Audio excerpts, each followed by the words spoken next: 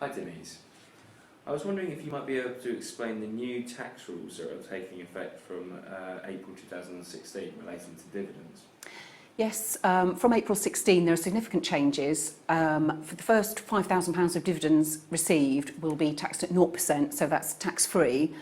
And as every individual will also have a personal allowance, which will be £11,000 next year, that could be, well, will be £16,000 of dividend income tax-free. So yes, that is a positive result of the changes. And what are the negative effects of the change?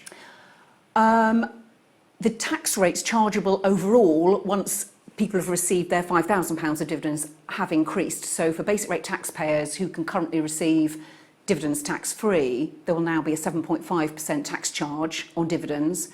And for high rate taxpayers, the tax due will be 32.5%, and additional ratepayers, which is on income received above £150,000, the rate has gone up to 38.1%. So overall, there has been an increase in the tax due on dividends.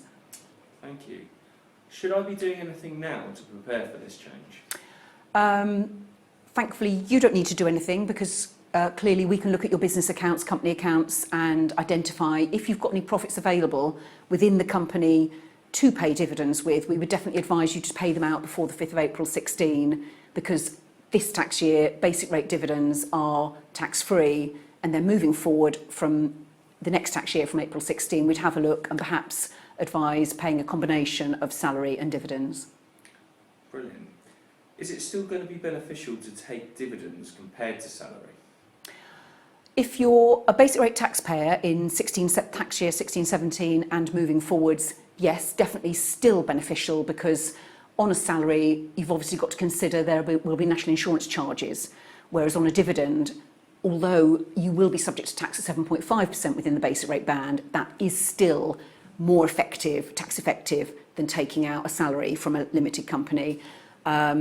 So basic rate taxpayers can continue to take dividends, but anybody who's within the higher rate band will definitely have a look at paying a salary, and in some situations it will be better to take a combination of both.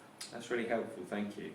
Are there any other tax planning opportunities in relation to the new dividend rules? I think one obvious possibility for some companies is to perhaps introduce new shareholders who could also take advantage of this £5,000 tax-free allowance. So for instance, this might suit people who've got children who are 18 and above, who could become shareholders, perhaps a different class of share, and could then receive £5,000 tax-free a year. That's really helpful. Thank you very much. That's okay, it's a pleasure.